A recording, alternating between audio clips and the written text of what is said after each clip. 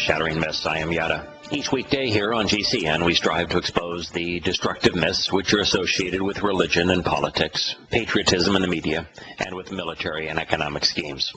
Instead of merely presenting the news, our mission is to understand what is actually occurring while predicting how these events will shape our world.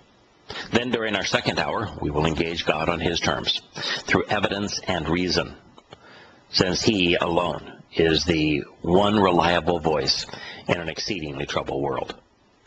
Our phone number, if you'd like to participate at any time over the next 2 hours in this discussion, is 877-300-7645. First, we're going to turn to Europe and to Reuters. Throughout Europe's debt crisis, this article reads, Northern European leaders have said that they will not stand for taxpayers having to fork out money to other countries for their problems. And they were not in favor of, quote, taxpayer-funded bailouts. So what the Reuters article, written at the behest of the European Union, is trying to convey is that rather than bailouts costing the taxpayer money, they're actually making the taxpayer money. Yes, this is the economics of the Reuters journalist, at least when he's conveying the propaganda of central bankers. Now, what happens when a country's debt reaches the point that its debt is no longer serviceable, which means that they have accumulated deficits so large that it becomes way too great a risk for any country or institution or individual to fork over more money to them. I mean, we all know this. As an individual, you can only borrow so much, and if you don't pay back what you have borrowed, no one will loan you money anymore. You know, if you have borrowed 80% of the value of your home and you've stopped making payments on your existing loan because you don't have the revenue to do it, you're not going to find another bank to say, well, let me give you another 20% valuation. That's what it means when your debt becomes unserviceable. Well, throughout Europe, the debt levels in many nations, including Greece and Italy and Spain and Portugal, Ireland, have reached the level that they are unserviceable. And so the central bankers have decided that the best way to resolve the problem of these countries having so much debt that they can no longer get anyone to loan money to them is for them to loan more money to them. You know, that's like saying that the best way to fight a heroin addiction is to provide a lot more heroin. But what now the European bankers want the world to believe is that these bailouts, which are funded by the taxpayer, really don't cost the taxpayer any money. And to summarize the article, what they're saying is that because of the fact that the donor countries, if you will, the countries providing the loans, are financially better off than the countries needing the loans, the difference between the interest rates that the countries borrowing the money to supply the loans to the indebted countries is lower than the interest rates in those countries that are hopelessly in debt. And so if you look at the interest rate differential, that shows how much money the donor countries are saving. And they say, so there's no risk at all. This is just all great. It's the Reuters journalist uses the term mythonomics, speaking of how stimulating economies by providing more loans backed by the citizens of other countries to fix their addiction is really a way to save money as opposed to a way to cost them money. And they use the interest rates differential to show how big the saving is. Now, mind you, if they were not providing the money, they wouldn't have any interest being charged on the on said loans. Also, what happens when the country defaults? You look at Cyprus. The reason the Cyprus banking system failed is because the European Union forced banks, particularly Cypriot banks, to write off debt to Greece. And so they wrote off billions upon billions of dollars of debt to Greece, and having written off those what they considered to be assets, the loans that they had made, all of a sudden Cyprus was bankrupt because of what the European community had forced their banks to do. And then it confiscated their depositors' savings. So here's the best that the Western journalists can do, which is to say that we ought not worry about the deficits because those providing the deficits, the money for the deficits, pay lower interest rates than those borrowing the money, and therefore there actually is a savings, and we ought not worry about anybody failing to pay off their loans because, well, we just ought not worry about that.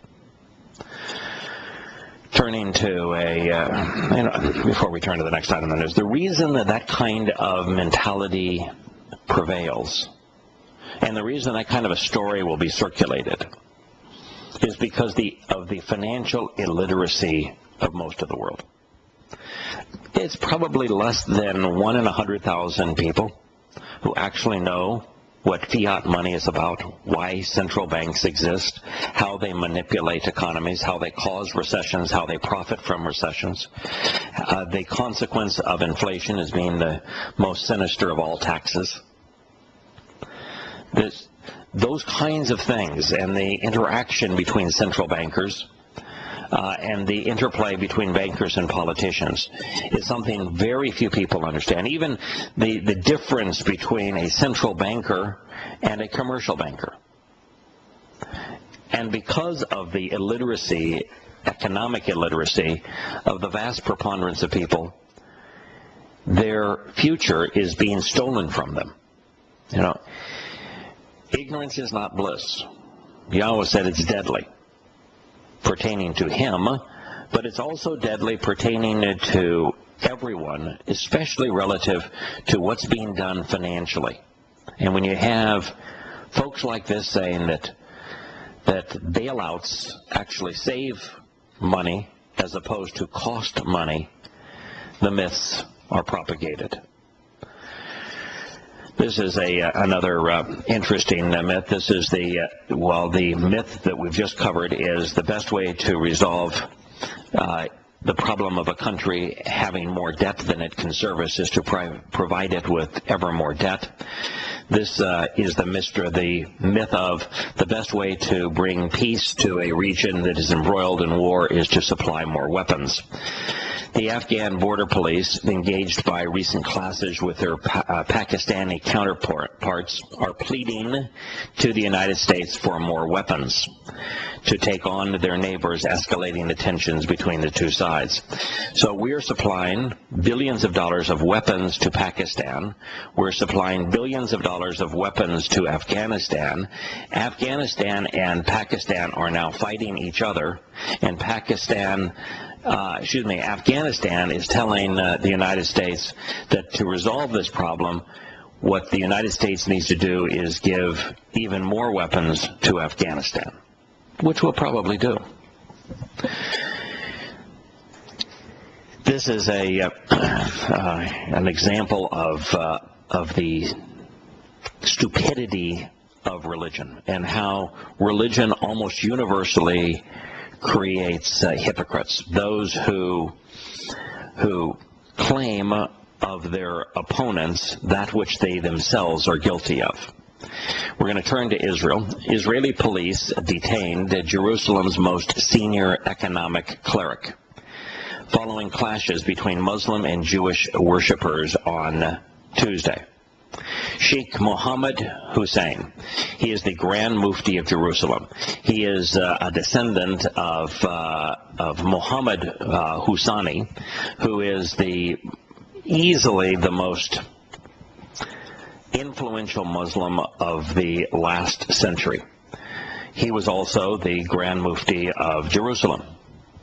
Husani is the fellow that created the rage between Muslims in Israel and the few Jewish settlers who were there, began the terror that was deployed on them. So the first Muslim to aggressively terrorize, to use terror tactics against Jews in Israel, at least in the modern era, was the Grand Mufti, the highest-ranking Islamic leader in Jerusalem. And in the case of Muhammad Husani, the Grand Mufti of Jerusalem before and during World War II, before that, he had served in the Ottoman Turkish army as an officer and was a witness to, maybe even participated in, the genocide of 1.5 million Armenian Christians at the end of that war by the Turks. He then allied with Adolf Hitler in World War II. And his love for Hitler would be their shared hatred of God's chosen people, Jews.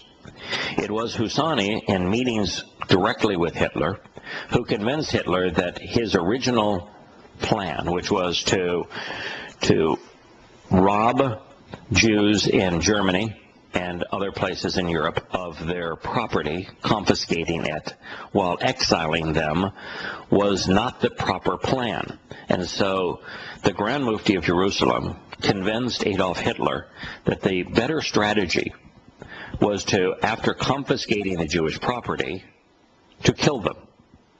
You could work them as slaves in a concentration camp, but only under the situation whereby no one would ever walk out of those concentration camps. And so the final solution, while it's attributed to Eichmann and Hitler, was actually the brainchild of the Grand Mufti of Jerusalem, the highest-ranking Muslim at the time. Well, his follow-on successor is now or was temporarily under arrest in Jerusalem, and it was in connection with a disturbance outside the old city's Al-Aqsa Mosque. The Al-Aqsa Mosque was built on the Temple Mount by Muslims to show that they had conquered the Jews, that they had now stolen the land that belonged to the Jews, and they built their shrine on top of Yahowah's temple.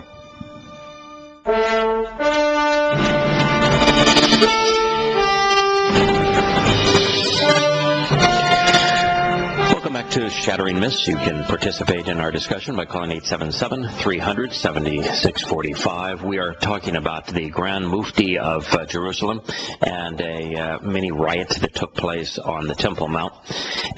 It is the Temple Mount because it is where the first and second temple, the house, the home of Yahowah in his chosen city, in his chosen land, in a land that represents his home. That's where it was placed. So when Muslims, which is the Islamic religion is based entirely on replacing the one and only God, Yahowah, with a characterization of Satan. Allah is modeled after Satan. He spends all of his time in hell tormenting non-Muslims, those who don't surrender, don't submit to him. Every aspect of Islam represents the antithesis of Yahowah's instructions to us. He is the adversary of Yahowah and his chosen people. The Islamic religion has Jews as their primary enemy.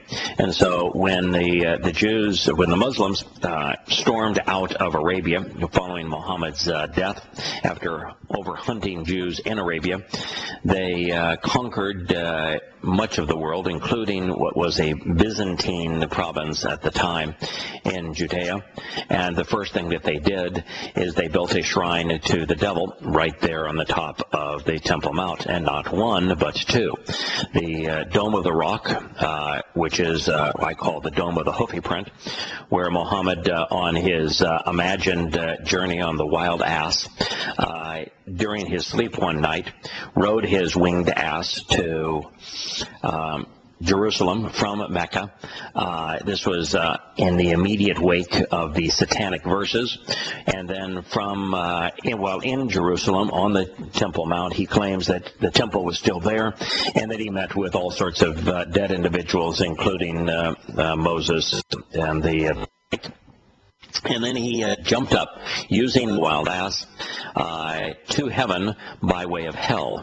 The first stop on the way up to heaven was hell, where he claims he saw that the inhabitants were mostly women. They were hanging by their breasts, and they were being tortured by Allah because they did not properly submit to their husbands. This story, then, which is mentioned in the Quran, is the reason that Muslims built a dome of the rock over the Hufi print where Muhammad's wild and winged ass took him up to heaven and through hell. So that's what's there. The real reason for all of it, of course, is Satan motivating his religious zealots to thumb their nose at Yahowah by building their shrines on top of the Temple Mount.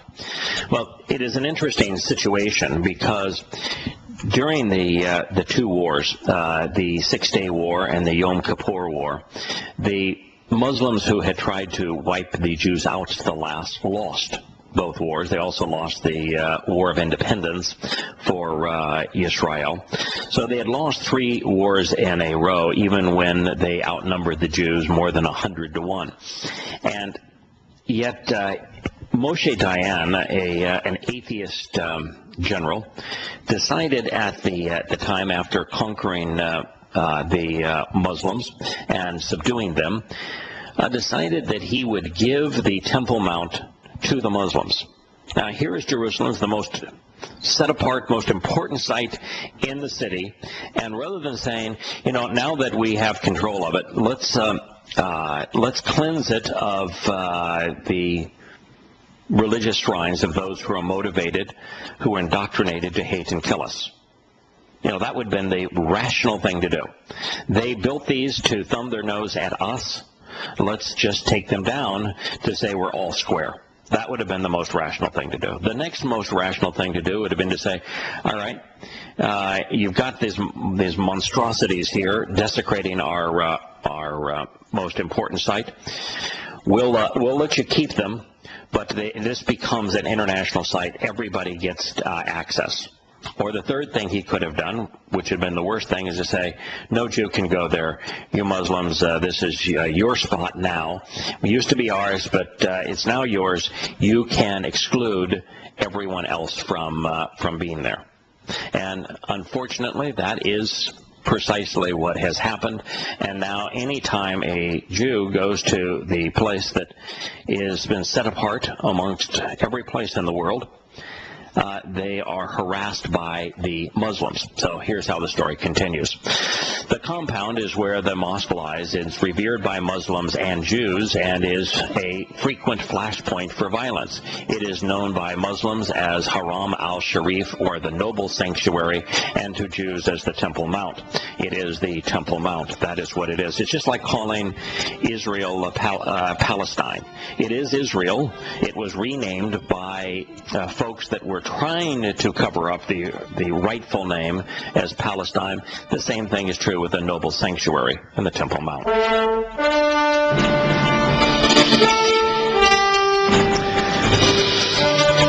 Welcome back to Shattering Myths. I'm your host, Yada. We're covering a story in Jerusalem. Names are always important to aspects of everything. When a place has been known as the Temple Mount since the time of Dode in 1000 BCE, and then it changes to the Noble Sanctuary because of a mythical journey by a liar known as Muhammad, where he claimed that he flew on a wild ass to Jerusalem following the Satanic verses to meet with the Hebrew prophets in a non-existent temple, obviously lying. And as a result of that religious lie, the place is renamed to the noble sanctuary, you know that malfeasance is underfoot. It's just like the changing the name of Israel to Palestine. Malfeasance is underfoot. During Tuesday's clashes, this article reads, Muslim worshippers are reported to have thrown chairs at Jewish visitors to the compound. That's typical Muslims. Let's show how tolerant and accepting we are. Let's show how lovely our religion is.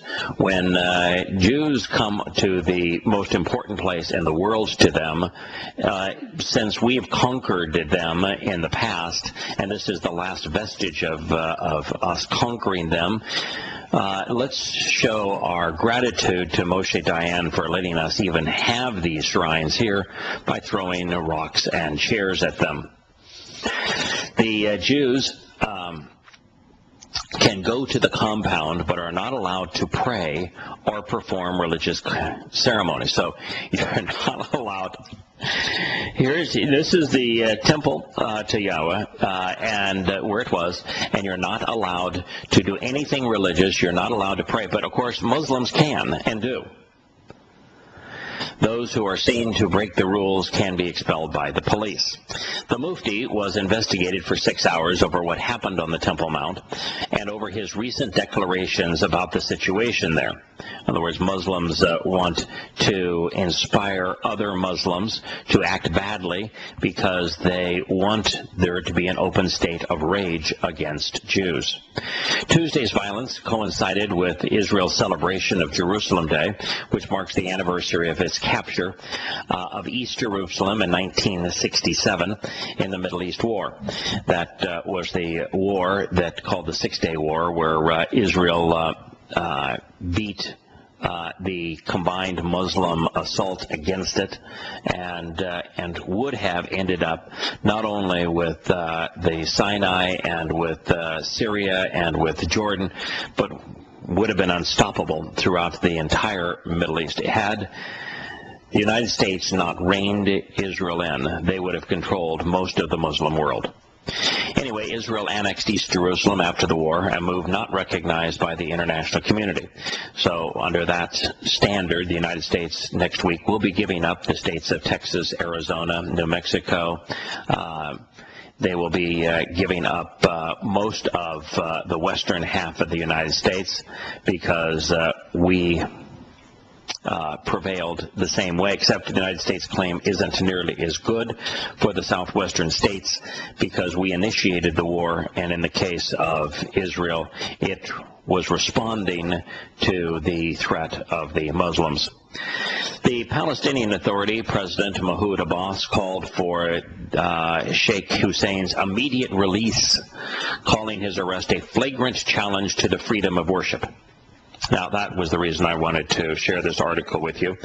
The head of the so-called Palestinian Authority, Mahmoud Abbas, who, by the way, was not elected to that position. He lost the election by a 2/3 vote.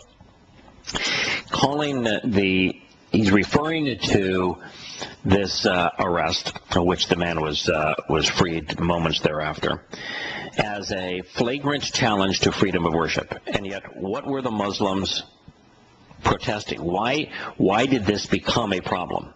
Because the Jews wanted to worship on the most important site in the world to them, and the Muslims reacted angrily and refused as a flagrant challenge to their freedom to do so. And yet, when the Israel government questions the person who inflamed the Muslim passions against the Jews, rather than the Muslims being opposed to freedom of worship, according to the idiot that is the head of the Palestinian Authority, no, it was the Jews who were opposed to freedom of worship, not us. Never mind the rocks and the chairs that we were throwing. Never mind our attitude. Never mind that we don't want any Jew on their own Temple Mount. It's those guys who are bad, not us. The Jordanian parliament voted for a non-binding resolution demanding the expulsion of Israel's ambassador in response to the arrest. That's how screwed up the Islamic world is. Speaking of the screwed-up nature of Muslims, Reuters is reporting that 3 suicide bombers struck at a Kurdish security force and the local headquarters of the Kurdish political party in a disputed area of Iraq on Wednesday, killing 3 people. The Kurds recently decided that, we're getting nowhere in our armed assault against the Turks, who have treated us like we were animals for the last 100 years or so. And since the Turks are going to pretend like they're the sponsor of the cause celeb of a mythical people called the Palestinians, but yet repress the rights of a legitimate people, the Kurds, perhaps maybe the thing we ought to do is, since the American invasion of Iraq, though it was not intended to do, enabled the Kurds to gather in the north of Iraq, put together their own defense, and to exclude themselves, to separate themselves from the Shia and Sunni Muslims that were warring in the rest of the country. And so when the Kurds said, we'll just all hunker down in northern Iraq, we at least have a place to call our own, even though the rest of the world won't recognize it, and it's considered to be a disputed part of Iraq. The United States, of course, was of this notion that you could get the Kurds, the Sunnis, and the Shias all to embrace one another and sing Kumbaya and pretend like they were all one country, as opposed to doing the intelligent thing. If you're going to invade the country, dividing it up between the groups, give them all their own little fiefdoms, and that way they're not killing each other, but we're not that smart. So the Kurds hunker down in their area, and what's the first thing that happens? A suicide bomber is sent out against them. The issue, of course, is money. The oil that comes from the north has to be shipped in pipelines that go through the rest of the country, and these religious zealots can't work out a plan to share the benefits of that oil in a fair and equitable way. It's also interesting that now that America has invaded Afghanistan, once by proxy and once by its own troops. By proxy, we invaded Afghanistan by deploying the Taliban and al-Qaeda, funding them, arming them to attack the Russians. And then once the Russians were ousted and the Taliban formed its government there, in league with al-Qaeda, whom we had sponsored the first time, we decided we would go to war against our former proxy, the Taliban and al-Qaeda. And now the Russians are saying, you really made a mess of this place, and I think we need to strengthen our defenses in that area because of the mess that you've made of this place and the fact that you've armed these people to the teeth. So President Vladimir Putin said Russia must strengthen its defenses in the south and work with Central Asian allies to protect itself against the threat of extremist violence that is emerging from Afghanistan. Putin told a meeting of his Security Council that the U.S. and NATO forces have not achieved a breakthrough in the fight against terrorist and radical groups in Afghanistan, and that these groups have become more active. In other words, our invasion of Afghanistan has been counterproductive, just as our invasion was of Vietnam. It was counterproductive. Rather than achieving the goal of eliminating a supposed enemy, we manufactured more of the enemy. We empowered and enriched the enemy. The exact same thing has happened that happened in Vietnam, now in Afghanistan. It also happened in Iraq. So Putin says we need to strengthen the security system in that strategic southern area, including its military component. And so what's happening is the Soviets are saying, you made such a mess of things, maybe we need to reemphasize our control of the area. And guess who the Russians are going to as an ally and partner in all of this? Well, of course, China. And why is China involved? Because the northeastern borders of Afghanistan border on China. They're extraordinarily rich with rare earth minerals, and China is in league with the Taliban now to exploit that mineral wealth. Russia, which supported the UN-led invasion, of course they did. They said, all right, you brought hell on us when you empowered the Taliban and al-Qaeda to fight the Russian-backed government there. You brought hell on us. Have a little slice of it yourself.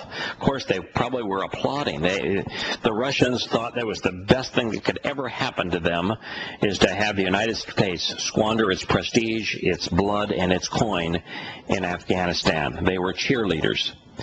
So they supported the U.S. invasion of Afghanistan in 2001, but have expressed concern that threats to its security will increase following the planned withdrawal of U.S. combat troops by 2014.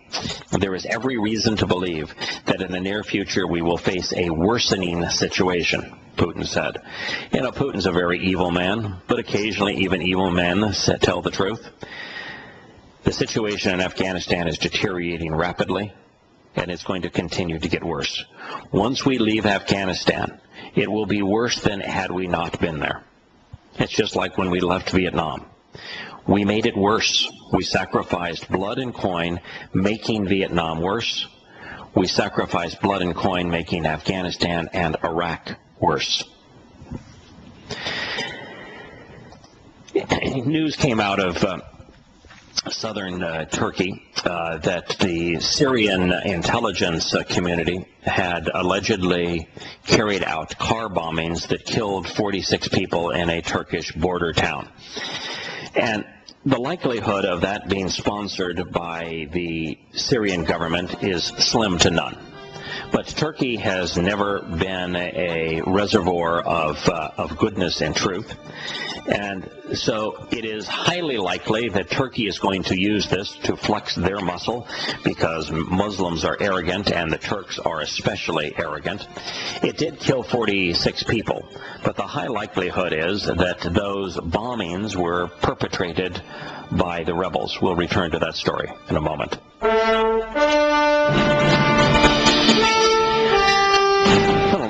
Thanks for returning to Shattering Myths. We're talking about Turkey.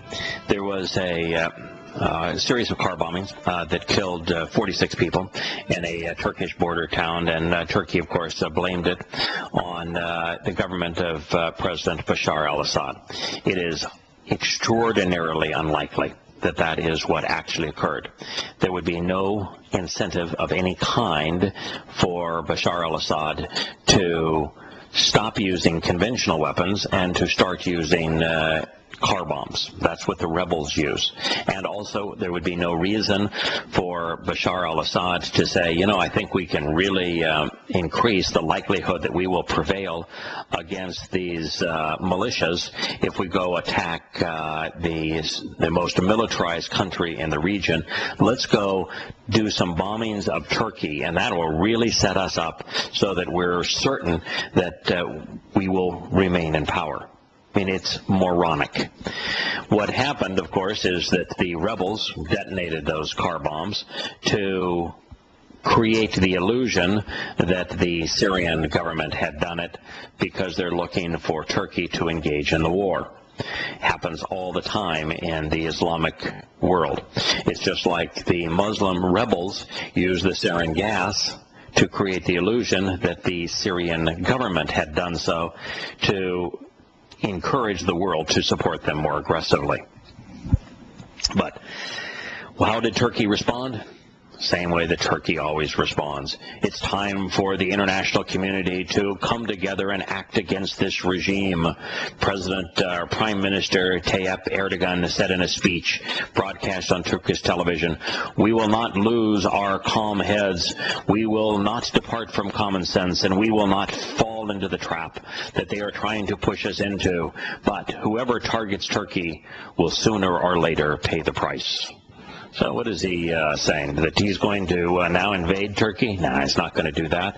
What is he going to do? Start flying missions into Turkey so that his training missions can be with live ammunition and with live targets? No, he may do that.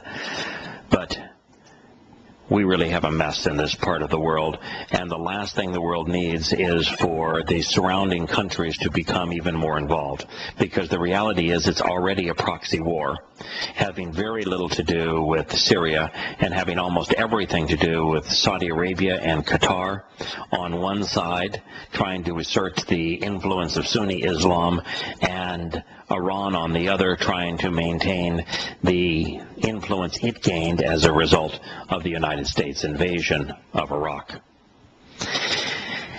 Along with this, showing the corrupt nature of the rebels, a video is now appearing that shows a Syrian rebel taking the bite out of the heart of a dead soldier. So here's a Syrian rebel. He killed a Syrian army soldier, and he decided to celebrate the death of the Syrian soldier by cutting out his heart and eating it. The U.S.-based Human Rights Watch identified the rebel as Abu Sakr, a well-known insurgent from the city of Homs. The main Syrian opposition coalition said that he will be put on trial. Yeah, right.